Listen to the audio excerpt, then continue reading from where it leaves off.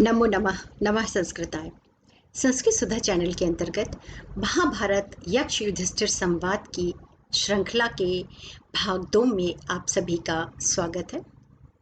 इससे पूर्व की कड़ी में हम यक्ष युधिष्ठिर संवाद के श्लोक संख्या 1 से 8 तक के श्लोकों का अध्ययन कर चुके हैं, जिसमें हमने देखा कि यक्ष युधिष्ठिर संवाद का प्रारंभ होता है कि जब वन में निवास करते हुए पांडवों को प्यास की अनुभूति होती है तो युधिष्ठिर अपने छोटे भाइयों को जल की खोज में भेजते हैं। नकुल, सहदेव, अर्जुन और अंत में भीम को भेजे जाने के उपरांत जब वो कोई भी वापस नहीं आते तो युधिष्ठिर अत्यंत चिंतित हो जाते हैं और वह स्वयं अपने भाइयों की खोज में जाते हैं। तो एक सरोवर के पास जाकर वो देखते हैं कि उनके चारों भाई मृत पड़े हुए हैं। यह देखकर उन्हें अत्यधिक आश्चर्य होता है और वो विलाप करने लगते हैं। 1 से लेकर के 8 श्लोकों में यही कथा वस्तु वर्णित है कि वह देखकर विलाप करते हैं और साथ में यह आश्चर्यचकित हो जाते हैं कि मेरे इतने वीर योद्धा भाइयों को किसने मारा है। और इस क्रम में वह भीम को याद दिलाते हुए कहते हैं कि तुमने तो दुर्योधन के लिए प्रतिज्ञा की थी कि मैं उसकी दोनों जंघाओं को तोड़ करके द्रौपदी के अपमान का बदला लूंगा, लेकिन आज तुम अपनी प्रतिज्ञा को पूर्ण किए बिना इस प्रकार कैसे मृत्युशैया पर सो सकते हो। और इसी क्रम में वह अर्जुन के लिए आके कहते हैं, विपनष्टः श्रियः चयसाम आहर्तः पुनर्रंजसः नाश्य जेताम ऋणे कश्चित जेताम नैश कश्चित। अर्थात वह अर्जुन के विषय में उत्तर पर्यात्र नामक पर्वत पर स्थित देवताओं ने भविष्यवाणी की थी कि यह अर्जुन शीघ्र ही उनकी यानी पांडवों की नष्ट की हुई राजलक्ष्मी को पुनः प्राप्त कराने वाला होगा। युद्ध क्षेत्र में कोई भी इस अर्जुन को परास्त करने वाला नहीं होगा तथा यह किसी का अविजेता नहीं रहेगा। विनष्टहम श्रियाम चैशाम महर्तः पुनरंजसः। इससे पूर्व के श्लोक में वर्णित था कि उत्तर पर्यात्र पर्वत पर अर्जुन के जन्म के समय देवताओं ने भविष्यवाणी की थी कि एक तो यह इंद्र के समान तेजस्वी होगा और साथ ही में विपनष्टः श्रेयः, जो राजलक्ष्मी नष्ट हो गई है, आहर्ताम पुनरंजसा, उसको पुनः प्राप्त कराने वाला होगा। नास्य जेताम रणेह, कोई भी रणभूमि में इसके द्वारा जीता नहीं जा सकता, यानी इन्हें नहीं जीत सकता। कश्चित एताम नश कश्चित, यानी कोई भी ऐसा नहीं होगा जिसे अर्जुन जीत ना सके और ना ही कोई ऐसा होगा जो अर्जुन को जीत सके, यानी ना तो ये किसी का अविजेता होगा और कोई भी अर्जुन को परास्त करने वाला नहीं होगा। तो वह भविष्यवाणी असत्य या मिथ्या कैसे हो सकती है? आज किसने तुम्हें जीत लिया है और इस प्रकार नष्ट कर दिया है, ऐसा विलाप करते हुए युधिष्ठिर कहते हैं। 10वां श्लोक देखते हैं। सो अहम मृत्युवशम यातः कथम जिष्णु महाबलम अयम ममांशः संहृत शेते भूमौ धनंजय। जिसके जन्म के समय देवताओं ने ये भविष्यवाणी की थी कि यह इंद्र के समान तेजस्वी होगा, वही यह महान बलशाली अर्जुन मृत्यु के वश में कैसे हो गया है। यह अर्जुन मेरी आशा को नष्ट करके भूमि पर पड़ा हुआ है। अर्थात विलाप करते हुए युधिष्ठिर कहते हैं कि ऐसा अर्जुन जिसके जन्म के समय भविष्यवाणी हुई थी कि यह इंद्र के समान तेजस्वी होगा, सो अहम, वैसा अर्जुन, सो अयम मृत्युवशम यातम कथम जिष्णु महाबलम, सो ऐसा, अयम मने ऐसा, जिसके विषय में भविष्यवाणी की गई थी, यह अर्जुन मृत्युवशम याता, किस प्रकार मृत्यु के वश में हो गया है, जो अत्यधिक बलशाली था। अयम ममांशा संहृत, यह मेरी आशाओं को नष्ट करके, युधिष्ठिर कहते हैं कि मेरी सारी आशाएं अर्जुन से बंधी हुई थी कि वह अवश्य हमें विजयी बनाएगा, तो ये मेरी समस्त आशाओं को नष्ट करके चेतो भूम धनंजय, वह अर्जुन किस प्रकार भूमि पर पड़ा हुआ है, शयन कर रहा है। 11वां, आश्रित यम वयम नाथम दुखान्येताम से हम रणहे प्रमत्तो वीरो च सदा शत्रु निर्वणम। भावार्थ है कि जिसको रक्षक बनाकर हमने इन दुखों को सहन किया है, अर्थात जिसका आश्रय लेकर हम अपनी जीत के प्रति आश्वस्त रहे हैं एवं विजय की प्रत्याशा में अभी तक के समस्त दुखों को सहन करते रहे हैं, ऐसा अर्जुन युद्ध में सावधान अर्थात निश्चिंत होकर सदा शत्रु का संहार करने वाले भीम और अर्जुन आज शत्रु के वशीभूत कैसे हो गए? आश्रित्यम यम वयम नाथम दुखान्य तैनानि सेहम। जिसको आश्रित में जिसका आश्रय लेकर के हम सभी आज तक इन असहनीय दुखों को सहन करते रहे हैं। रण ही प्रमत्तहु वीरो, रणभूमि में प्रमत्तहु असावधानी से, यानी कि निश्चिंतता के वश में, बहुत सावधानी का परिचय नहीं देना पड़ता उन्हें, क्योंकि अपने जीत के प्रति आश्वस्त रहते हैं। ऐसे वीर सदा शत्रु निर्भव, जो हमेशा शत्रु का श्रृंगार करने वाले हैं, ऐसे भीम और अर्जुन आज क्यों शत्रु के वश में हो गए हैं? ऐसा कैसे संभव हुआ?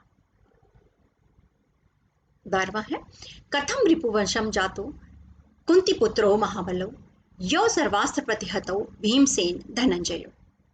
भावार्थ है कि जो समस्त अस्त्रों से अप्रतिहत थे, अर्थात किसी भी अस्त्र या शस्त्रों से जिसे मारा नहीं जा सकता था, वह महान बलशाली दोनों कुंती पुत्र भीम और अर्जुन आज शत्रु के वशीभूत कैसे हो गए?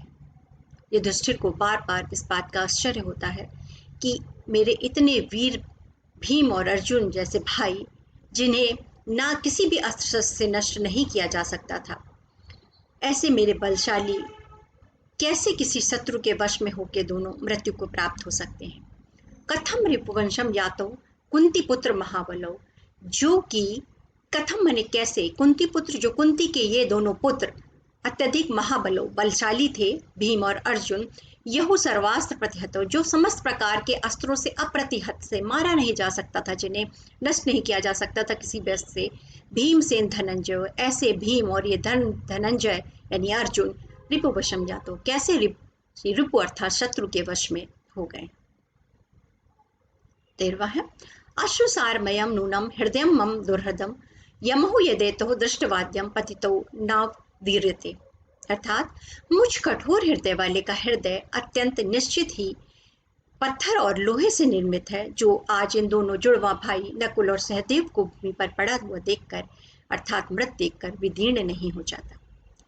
अर्जुन और भीम के विषय में विलाप करने के पश्चात युधिष्ठिर अपने दोनों जुड़वा भाई नकुल और सहदेव को मृत देखकर अत्यधिक दुखी हो जाते हैं और दुख में स्वयं को ही कठोर हृदय वाला बताते हुए कहते हैं, अश्रुसारमयम नूनम हृदय मम दुर्हृदा। नूनम माने निश्चय ही, मेरा यह हृदय, कठोर हृदय निश्चित ही पत्थर और लोहे का बना हुआ है। यमहु तदेतो दृष्टवाद्यम, जो कि क्यों बना हुआ है? क्योंकि यह मेरे दोनों जुड़वा भाई नकुल और सहदेव को पतितो इस प्रकार भूमि पे पड़ा हुआ दृष्टवा देखकर नावदीर्यते, फट नहीं जाता, विदीर्ण नहीं हो जाता। इनको ऐसा अवस्था में देखकर भी मैं जीवित हूँ, मेरा हृदय फटा नहीं है। यह जानकर मुझे आश्चर्य हो रहा है कि क्या मेरा हृदय वास्तव में पत्थर और लोहे से निर्मित है, जो इतनी कष्टपूर्ण अवस्था में भी फट नहीं रहा है, और मैं इस अवस्था में भी जीवित हूँ। अश्रुसारमयम नूनम हृदय मम दुर्हृदा, निश्चय ही मेरा हृदय, कठोर हृदय पत्थर और लोहे का बना हुआ होगा। यमहो एतेतो दृष्टवाम पतितो नावदीर्यते, जो मेरे इन दोनों जुड़वा भाई नकुल और सहदेव को इस अवस्था में देखकर फट नहीं जाता। आगे देखते हैं, शास्त्रज्ञः देश काला ज्ञास्त युक्तः क्रियान्वितः अकृत्वः सदृशम कर्मम किम सिद्ध पुरुषार्थः। हे श्रेष्ठ पुरुषों, शास्त्रों के ज्ञाता, देश और काल को समझने वाले, तपस्वी और कर्मठ तुम लोग अपने योग्य कार्य को ना करके इस प्रकार क्यों सो रहे हो? और अंत में क्षुब्ध होकर युधिष्ठिर कहते हैं कि तुम लोग तो अत्यधिक श्रेष्ठ पुरुष थे, शास्त्रों के ज्ञाता थे, देश और काल के तत्व को समझने वाले थे, तपस्वी और कर्मठ थे, तो फिर ये जो क्षत्रियोचित तुम्हारा कर्म था, शत्रुओं से बदला लेने का, अपने अपमान का बदला लेने का और अन्याय को न सहने का, यह सब त्याग करके तुम किस प्रकार इस प्रकार निंदित अवस्था को प्राप्त हो रहे हो? इस प्रकार कैसे मृत्यु को प्राप्त हो सकते हो? शास्त्रज्ञः देश कालतः क्रियान्वितः, हे श्रेष्ठ पुरुषों, आप शास्त्रों को जानने वाले थे, देश और काल के को यथोचित रूप में समझने वाले थे, क्रियान्वितः कर्मठ थे, तपस्वी थे, अकृत्वः सदृशम कर्मम, तो आप इस प्रकार के अकरणीय कर्म को प्राप्त करके हे श्रेष्ठ पुरुषों किस प्रकार सहन कर रहे हो? अर्थात तुम्हारा क्षत्रियोचित कर्म शत्रु का संहार करना है, अर्थात तुम लोग अपने कर्म से विमुख होकर इस प्रकार मृत्यु का वरण कैसे कर सकते हो? और फिर युधिष्ठिर कहते हैं, अविच्छित शरीरास्त प्रमष्ट सरासनः असंज्ञाः भुविम संगम्य किम शेषत पराजिता। अर्थात युधिष्ठिर कहते हैं कि हे अविक्षत अर्थात घाव रहित शरीरों वाले, धनुष बाण का स्पर्श न करने वाले, शत्रु के द्वारा अपराजित रहने वाले, आप लोग कैसे चेतना शून्य होकर भूमि पर शयन कर रहे हैं? युधिष्ठिर को इस क्रम में आश्चर्य होता है कि अगर युद्ध हुआ और युद्ध में ये लोग पराजित भी हो गए तो यह एक बार की स्वीकारणीय है, लेकिन इनके शरीरों को देखकर लगता है कि इनका शरीर अविक्षत है, नष्ट नहीं हुआ, कहीं भी घाव के निशान नहीं है। धनुष बाण की स्थिति को देखकर लगता है कि धनुष बाण का स्पर्श भी नहीं किया गया है। तो बिना लड़े ही, बिना शत्रु से का सामना किए हुए कैसे इस प्रकार अपराजित अवस्था में होकर के आप लोग चेतना शून्य हो सकते हैं? यानी बिना युद्ध किए इस प्रकार की अवस्था से कैसे प्राप्त हो सकते हैं? युधिष्ठिर कहते हैं, अविच्छित शरीराम अपृष्ट शरासना, आपका ये जो शरीर है अविच्छित माने घाव से रहित है। अमृष्ट सरासना, धनुष बाण का स्पर्श भी नहीं किया गया है। असंज्ञाम भूविसंज्ञम किम शेषद पराजिता, फिर इस प्रकार बिना लड़े ही आप लोग किस प्रकार शत्रु के द्वारा जो अपराजित रहते थे हमेशा, कैसे चेतना शून्य होकर पृथ्वी पर शयन कर रहे हैं? सानुनिवाद्रहि संसुप्तां दृष्ट्वां भ्रातरः महामती सुखम प्रसुप्तां प्रसन्नं खिन्नं कष्टां दशां गतः। अत्यधिक बुद्धिमान युधिष्ठिर ने पृथ्वी पर पड़े हुए पर्वत के शिखरों के समान अपने भाइयों को सुखपूर्वक सोता हुआ देखकर पसीने से युक्त एवं दुखी होते हुए कष्टदायक अवस्था को प्राप्त किया। अर्थात युधिष्ठिर ने जब अपने भाइयों को इस अवस्था में देखा तो पहले तो विलाप किया, उन्हें उनकी प्रतिज्ञा और उनका कर्म याद दिलाया और अंत में उन्हें उलाहना देखते हुए कहा कि आप लोग बिना युद्ध किए ही, बिना लड़े ही कैसे पराजित हो सकते हैं और इस प्रकार मृत्युशैया का वर्ण कर सकते हैं। सानुनिवाद्रहि संसुप्तः दृष्ट्वां भ्रातनि महामते, पृथ्वी पर पड़े हुए पर्वत के शिखरों के समान अपने भाइयों को भ्रातनि महामती, जो महान बुद्धि वाले युधिष्ठिर हैं, वो सानुनिवाद्रहि संसुप्ताम, पर पर्वतों के समान, पर्वतों के शिखरों के समान संसुप्तम सोते हुए भ्रात्रान दृष्ट्वा अपने भाइयों को देखकर सुखम प्रसुप्ता प्रसन्नम खिन्न कष्टाम दशाम गतः, इस प्रकार पसीने से श्वेत से युक्त होते हुए खिन्न मन वाले, दुखी मन वाले होकर कष्टाम दशाम गता, अत्यधिक कष्टपूर्ण अवस्था को प्राप्त करते हैं। तो आज हमने दूसरी श्रृंखला में देखा कि किस प्रकार युधिष्ठिर अपने भाइयों को इस अवस्था में देखकर अत्यधिक दुखी हो जाते हैं और स्वयं को वज्र के समान हृदय वाला बताते हैं। छात्रों की दृष्टि से कुछ महत्वपूर्ण प्रश्न हो सकते हैं कि महाभारत में कितने पर्व हैं? 18 पर्व है, ऐसा हमने पूर्व में देखा था। अपने भाइयों को जलाशय के समीप पड़ा हुआ देखकर युधिष्ठिर किस प्रकार विलाप करते हैं। अभी के सारे जितने भी श्लोकों का हमने अध्ययन किया उसमें युधिष्ठिर का विलाप ही है, वह हम अपने शब्दों में लिख सकते हैं।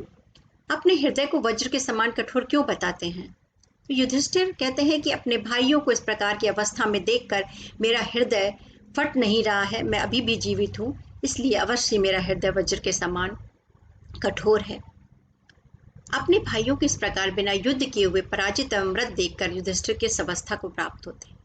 अत्यधिक कष्टपूर्ण अवस्था को प्राप्त होते हैं, अत्यधिक विलाप करते हैं और इस संशय में रहते हैं कि क्या वो अवस्था रही होगी जिससे कि मेरे भाई बिना युद्ध किए ही इस प्रकार मृत्यु को प्राप्त हो गए। आगे की श्रृंखला में हम इसके आगे के श्लोकों का अध्ययन करेंगे। धन्यवाद।